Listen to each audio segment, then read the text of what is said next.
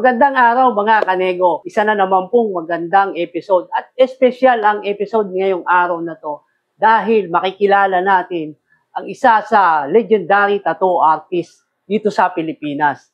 At ito na siya sa harap ko, si Sir Bong Acosta. Sir Bong, nice to meet you po. Nice to meet you. Kumusta po? Kumusta? Okay lang, ano po okay ba lang. yung buhay ng isang magtatato ngayong panahon na to? Sa panahon ngayon, actually, ang pamumuhay ng mananato ngayon is up and down. Hindi katulad nung bago pa kami nagsisimula. Dahil sa panahon ngayon, maraming sumisibol ng mga bagong mananato. Ang tawag kasi namin nung araw is tattoo artist. Ngayon, meron ng isang category na tinatawag na tattooist. Tattooist? Tattooist at tattoo artist ay magkaiba. Magkaiba pala yun. Oo, ano kasi yung pagkakaiba ng tattooist at saka tattoo artist? Pag tinawag mong tattoo artist, he must be an artist. Ibig sabihin, merong siyang kaalaman sa art. Nagdo-drawing or something, sculptor or something na marunong sa art. Okay. Merong tinatawag kasi ngayon tattooist na hindi sila talaga marunong sa ganung bagay. Hindi sila marunong mag-drawing. Ang ginagawa lang nila is copy-paste.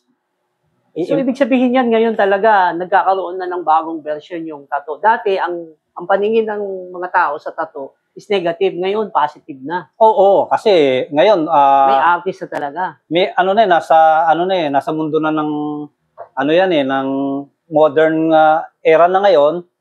Kumbaga, artista, politiko, doktor, nurse, may mga tattoo na. Hindi na katulad nung araw na tabu ang tattoo.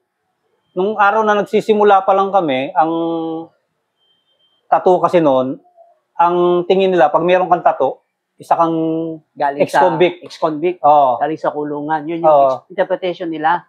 Actually, sa katotohanan naman nung araw, talagang doon talaga nagsimula. Nga pala, saan nga pala nag-umpisa na nahilig kayo sa pagtatato? Ano yung naging inspirations ninyo? Bago kayo nahilig sa pagtatato, ano ba yung buhay ninyo noon? Actually, isa akong street children ako nung araw. Sa akong street children, nakatira kami ng nanay ko sa kariton.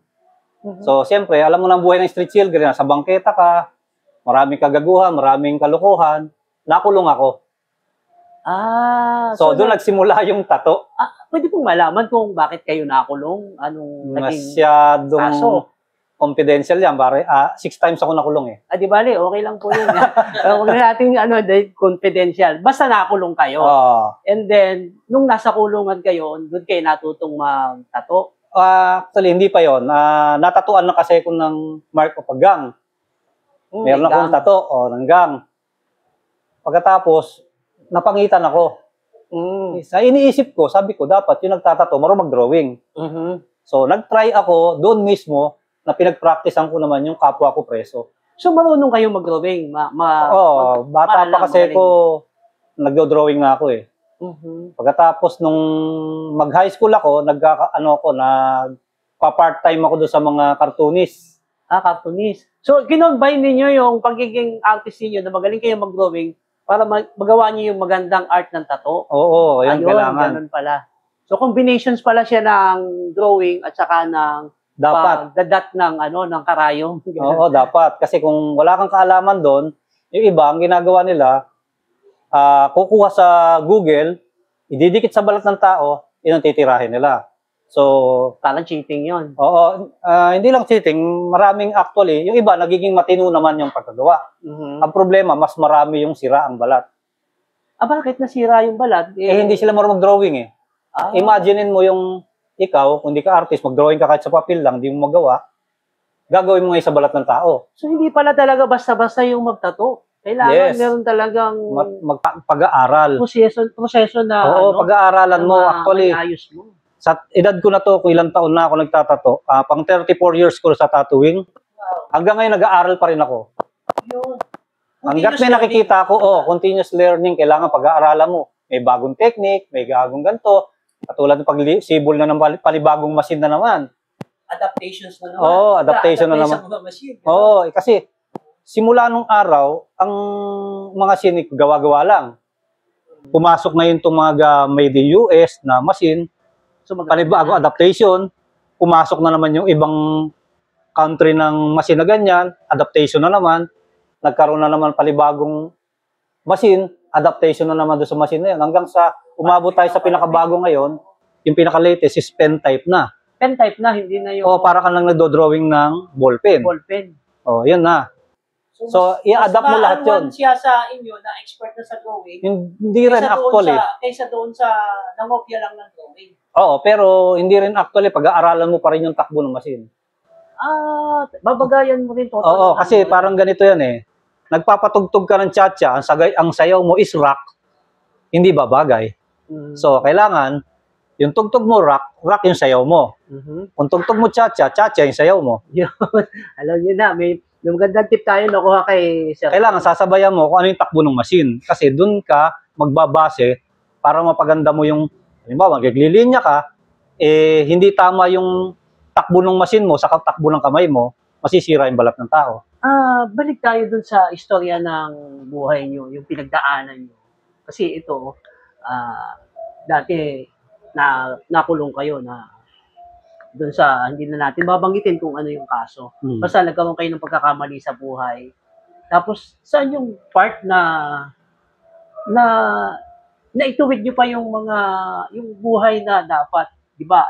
Especially sa mga, hindi ko naman nila lahat, sa mga ex-convict, masyadong mababa yung mataas yung discriminations pagdating diyan sa mga ex-convict, di ba? Oo. Mahirap humanap ng trabaho.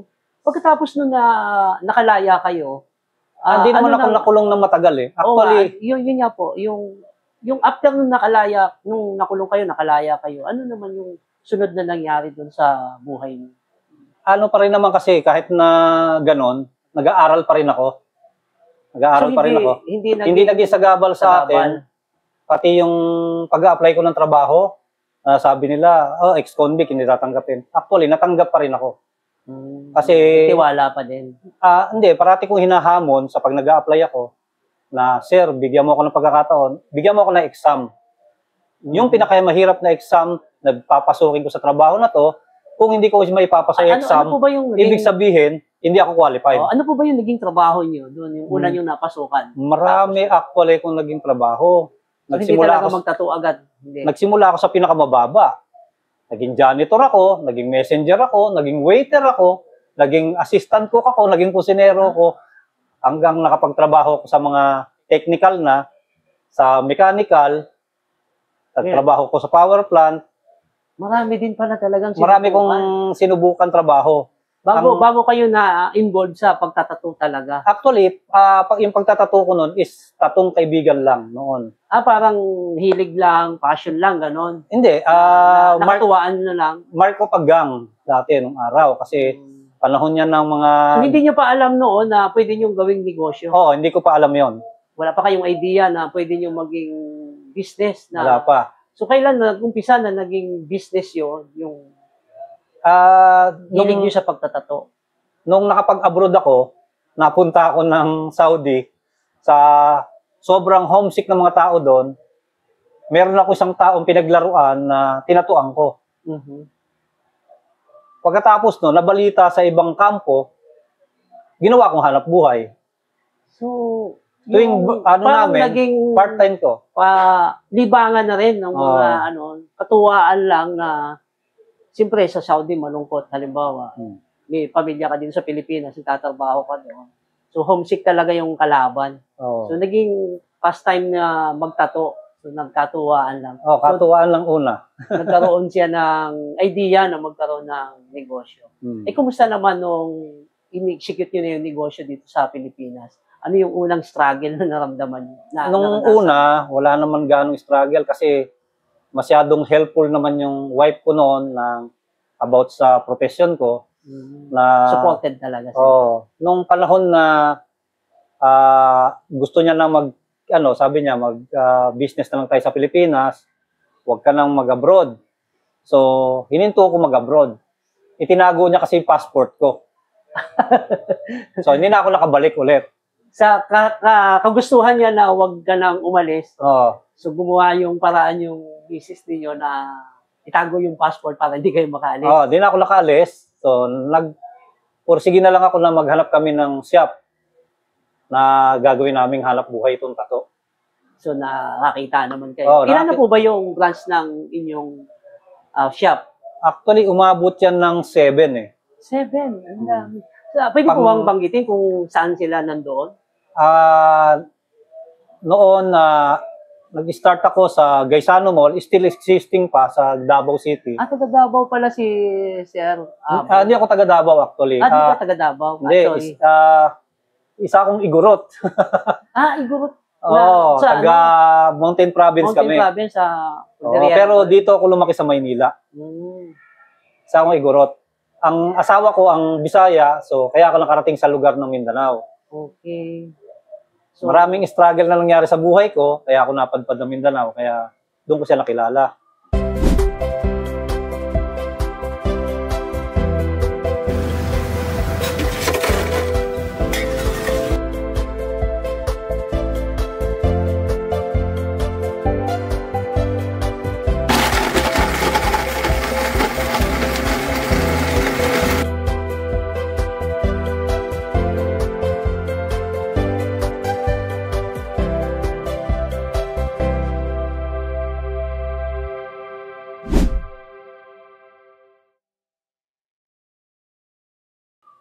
Nung sinimulan namin yung shop namin sa Davao City, first in the Mindanao na tattoo shop. Unang-unang tattoo shop sa Mindanao. Oo, wala pang tattoo shop noon. Shoutout nga pala sa mga taga Mindanao diyan. Madami tayong friends diyan sa Mindanao. Saan po sa Mindanao? Sa Davao City. Kami yung kauna-unahang tattoo shop doon. Ano pong pangalan ng shop doon? Skin Mode Tattoo pa rin. Skin Mode Tattoo pa rin. So, lahat ng Skin Mode Tattoo, yun sa property sa inyo po yun? Oo, nag-start yun sa Davao City. Nagkaroon kami ng branch out. Nagka-branch out kami sa Cagayan de Oro. At nagkaroon ulit kami ng branch sa Panabo City at Tagum City. Pagkatapos, nagkaroon kami ulit ng isa pa sa Davao City, which is yung Tribal Gear na nagpatato sa akin yan. Tribal Philippines. Itong. Ayan. Ang galing, ano? Sila yung nagpatayo ng isang pala set yung naging partner ng Tribal. Hindi naman. Inalagaan nila ako actually sa mga bagay na yan. Salamat sa Tribal Gear. Inalagaan nila ako. Tribal, no? Sila yung nagtayo ng isang shop ko ron sa SM Mall.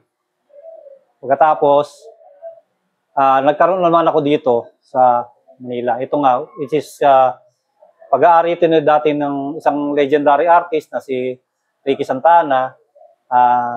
Sumakabilang buhay na. Kaya ako na nag-turn over. Nagpatuloy ng kanyang hilig sa pagtatato.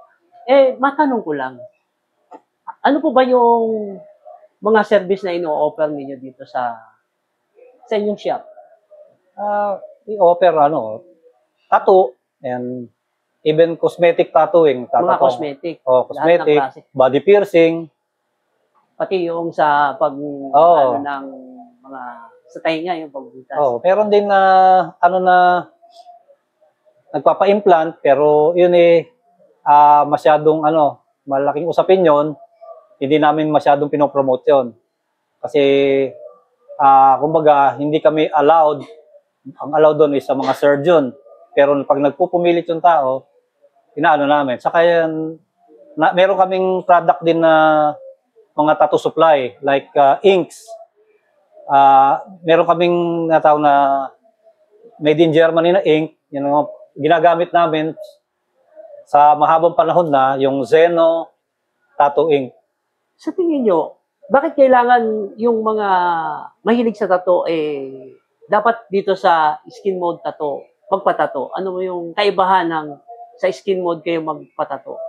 Hindi naman inaano na sa skin mode lang. Actually, maraming shop na maayos. Halimbawa, para maingganyo sila na magpatato sa skin mode. Unang-una is safety. Safety. Yon yung importante. Napaka-importante nun, safety.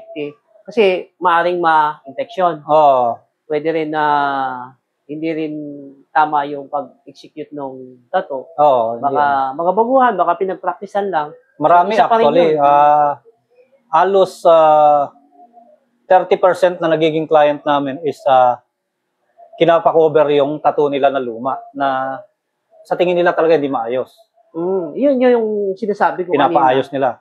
Kung gusto niyo ng quality na tattoo, so isa sana pwede nating i-recommenda ang Skin Mode Tattoo Shop. Kasi yung pagkakaayos, hindi yon sa presyo. Yung presyo ba? Kumusta naman yung presyo? Actually, ang presyo, hindi naman kami nalalayo sa mga legit na tattoo shop din. Kasi alam naman namin yung mga presyuhan kung paano mamuhunan. Alam namin kung gaano kamahal ang karayong, tinta, everything, mga disposable kasi lahat yan. Hindi mo siya pwedeng, yung ginamit na, karayom, everything. Gagamitin mo uli doon sa isa pa uling client. So, magkakaroon siya ng contamination. Hindi lang yun, pwedeng mahawa ng sakit. Yung contaminations na pwedeng magdala na makahawa sa sakit kung, halimbawa, merong HIV. Iniiwas namin yun. Even mag-asawa kayo, mag-ama kayo, magkamag-anak kayo, magkaiba kayo ng gamit. Yung safety talaga ang pinaka-importante. Kasi ang pinag-uusapan dito is hindi lang ito basta art, hindi lang ito basta design, hindi lang ito basta pang ayos lang, pang grooming lang. Kung hindi, kailangan ma-address nyo din dito yung safety ng inyong client. So, sa palagay nyo, saan pupunta pa anong pangarap nyo pa dito sa inyong negosyo? Meron pa ba kayong gusto? Wala naman actually na ang gusto ko lang ay mapagpatuloy yung legacy ng mga anak ko kasi yung mga anak ko is born artist naman sila lahat. Sila yung na nagtatato din sila yung mga anak? Oo, yung bali yung Ilan po ba yung anak? 4 sila bali. Lahat yung sila nagtatato? Hindi sila lahat nagtatato, pero lahat sila, meron silang knowledge sa drawing. Nagdo-drawing sila lahat. Yung 2, nagtatato na, nasa Davao City ngayon, sila yung nagtatato doon sa shop ko. Isang babae, yung panganay ko, yung lalaki, sila yung nandun ngayon. Buti na hiligan ng mga anak ninyo, yung negosyo ninyo. Yung iba kasing mga anak, ayaw nilang sundan yung negosyo ng kanilang mga magulang. So, anong masasabi nyo sa mga ganong mga bata? Sa akin, para sa mga bata, dapat kung ano yung nasa puso nila. Kasi hindi sila magtatagumpay So, nagkataon lang na yung gusto nila, ay gusto nyo rin yung ganon. Ang hanap buhay kasi ng isang tao, pag hindi mo gusto, hindi ka magtatagumpay. Kailangan, andun yung passion mo, na gusto mo talaga itong hanap buhay na to. Kisihodang hindi ka masyadong kumikita ng malaki. Oo. Basta masaya ka sa ginagawa mo. Parang ganun yung nakikita ko sa... ganun kasi, ganun yung talaga. Actually, nagtatrabaho ako dati, may pa maganda akong trabaho. Trabaho ko sa power plant. Hindi lang pala yung sa tattoo shop kayo nakadepende. Marami din kayong income. Hindi ako nagsimula talaga doon sa tattoo Parang libangan lang talaga. Nag-retire lang ako, nag-stop ako. Yung last work ko is general supervisor ako sa power plant. Wow. Imagine niyo yung dating ex-convict. Ngayon, nabaybay niya yung proseso ng buhay na hindi talaga siya sumuko. Hindi yung pagiging ex-convict niya yung titingnan niyo sa kanya, kung paano siya umayos yung buhay niya. Hindi siya nagpadala sa kapalaran na hindi yung pangit, hindi naging pangit yung pananaw niyo sa buhay. Bakit ganun? Bakit ganun yung sa tingin niyo niya? Actually, wala naman akong nun, parang dumaan na lang talaga sa kapalaran ko na doon ako talaga hinahatak. Ano yung pinaka masakit na naranasan niyo sa buhay? Tipong maiiyak ka, tipong... Nung inabutan kami ng nanay ko ng bagyo, nandun kami sa Kariton. So sa talaga, sa murang edad niyo na naalala niyo pa yun? Naalala ko yan. Hindi ako nagkakamali.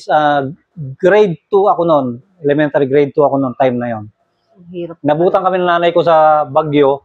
Nandun kami sa Kariton. Ang ginawa ng nanay ko para hindi ako mabasa, yung mga plastic na malalaki noon, kasi nakakuha kami ng mga plastic na malalaki, yung kasya tao, binubutasan niya yan, lalagay niya yung bubutasan niya, nakalitaw yung mukha ko para makahinga ako. Nakabalot sa buong katawan ko yon. yung plastic. Pero ano, Habang bumabagyo, ganun sistema na. kahit na sabihin mo nakabalot yung plastic talagang ang kalaban mo naman doon, baka pawisan ka o mapulbunya ka o kaya naman. Siguro Malamig din, di ba? Hindi, siguro dahil nandun na kami sa sistemang ganon, yung immunity ng katawan namin, Oo. parang kaya Mataas ang namin. immunity Oo, mo parang wala lang sa amin. Pero yun ang sinisi nyo ba yung mga parents niyo? Bakit ganun yung kalagayan? Hindi ako nanisi sa... Hindi nyo sinisi. Actually, kahit magulang ko, hindi. Mahal ko nanay ko. Wala akong sinisi na ganyan. Kasi kami, ang mayroon ako dapat sisihin yan yung mga nauna kong kapatid na nakaalwan na sana sila, pero hindi sila nakatulong sa amin. Pero kami nanay ko, nagsikap kami na nasa bangketa kami. Nagtitinda lang na nanay ko ng pansit, saka goto. Doon kami naabot sa kariton. Kung saan kami abutin ng gabi, doon kami matutulog. Anong masasabi niyo doon sa mga taong ganun yung mga sitwasyon ngayon na ang dami pa rin natin nakikita na natutulog sa bangketa, nanghihingi, namamalimos. Ang nakikita ko sa karamihan sa ganun, katamaran. Katamad lang talaga. Kasi meron silang nakikita ko namamalimos ang laki ng katawan. Kayang kumita, Kayang kumita, kayang magtrabaho, pero hindi ginagawa. Kasi hindi ako kumasa sa magulang ko simula sa pagkabata. Kaya nakaalis kayo doon sa sitwasyon na gano'n. Pero kung hindi kayo siguro nagsipag, hindi kayo nagsikap, malamang yung magiging anak mo, baka gano'n din yung manahin. Kasi yun yung nakikita ko dito, medyo matagal na kami dito sa Manila. Yung mga dati namin nakikitang bata, ngayon may mga anak na. At ang trabaho nila mamalimos pa rin. Andon, makukulit, matatapang siga-siga. So, paano kaya natin sila matutulungan na, kasi kahit pagsabihan natin sila, turuan natin sila, hindi naman sila makikinig Ang problema natin kasi dyan hindi doon Hindi doon nagsimula Ang problema natin yan, yung gobyerno natin mismo Ang gobyerno. Kasi pinabayaan nila doon Kasi kung matutulungan niya ng gobyerno, matututo sila maghanap buhay, magtatrabaho sila. Kasi ako, bata pa ako, hindi pa ako marunong, magsulat noon, time na yon, tinuruan ako ng kapatid ko magbilang. Kailangan matuto ka magbilang para mapaghanap buhay ka. Yung kapatid ko na yon, si Glory, tinuruan niya ako noon. Nung araw kasi, nagagastos pa yung 1 cent. Oh, matagal na yun. 1 centavo. Inabutan ko pa yung half centavo. Meron pa tayo noon. Half centavo yung 5.5 cents. Half centavo tawag doon. Yung isang kusing, tawag doon. Isang kusing.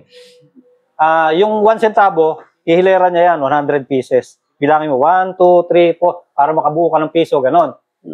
Tuturuan niya ako paano magsukli. So, doon ako natuto magbilang.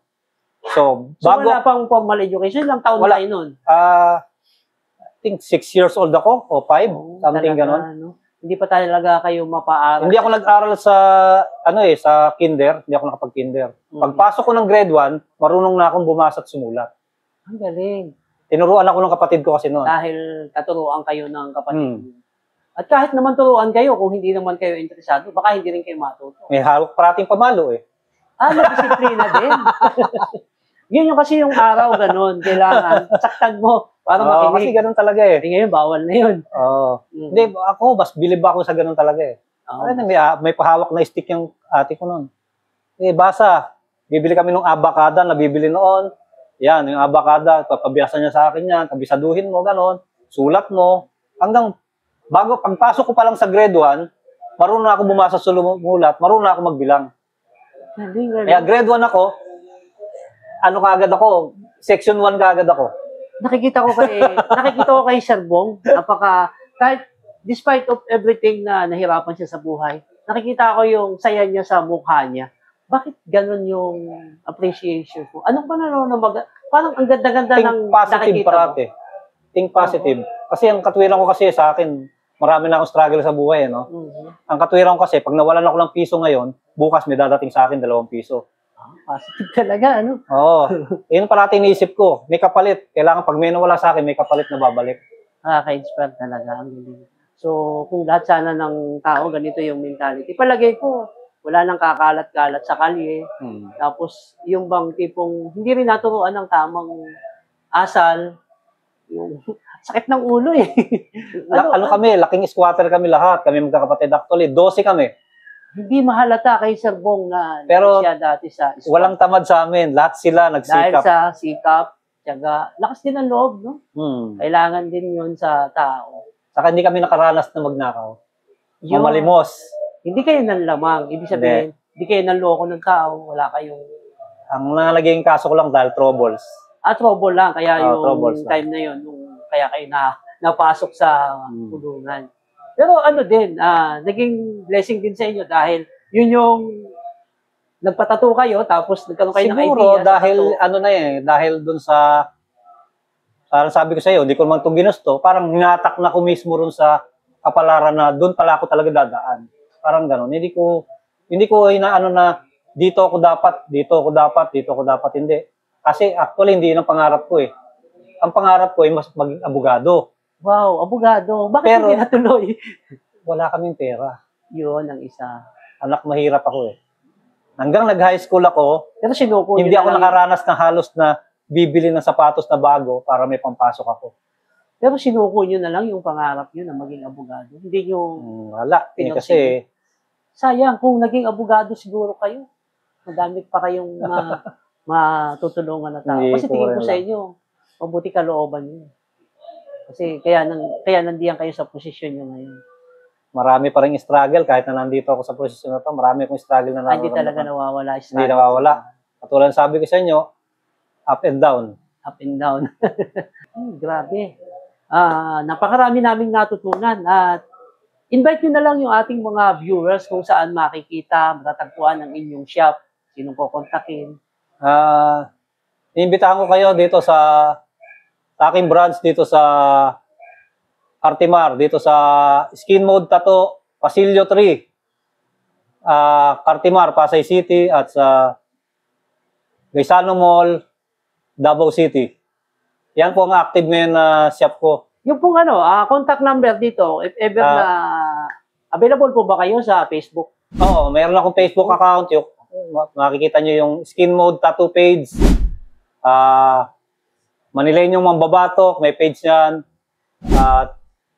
At Zeno Organic Tattoo Ink, may page din kami niyan para sa aming mga inks. At may contact number, yung cellphone number. Contact number, pwede nyo ako makontak sa 0917-705-0308. Ako mismo sasagot sa inyo dahil mismong active po. Siya mismo yung sasagot sa mga inquiries. At siyempre, pag si Kuya Bong, si Sir Bong ang nagtato, garantisado, expert. Nasa mabuti kayong kamay. So, isa na lang, ano yung ma-advise mo, sir, sa bilang ikaw, kagaya mo dati, na from bangketa, tapos nakulong, tapos nagkaroon ng negosyo, sa mga gustong pumasok sa ganitong larangan ng pagtatato, ano yung pwede mong i-advise sa kanila, sa mga interesado? May advice ko lang, sa kahit anong hanap buhay, kahit hindi sa tato, kung nasaan yung puso nyo, ayun ang sundin nyo. Kasi doon ka hataking ng kapalaran mo, kasi nandun yung passion mo. Hindi yung makikigaya ka sa nakikita mo. Hanapin mo yung mismong passion mo, kasi doon ka hatakin mismo ng sarili mong pangarap. Wow. Ang gandang payo. Salamat po sa pagpapaunlak sa aking maikling interview. Sana po, salamat magkita-kita pa tayo sa susunod. Gusto ko po ay maging maayos pa ang takbo ng buhay ninyo. Sana. Okay. Hanggang dito na lang ang aking episode na to at gusto ko sama-sama tayong umasenso. And God bless you po sa inyong lahat.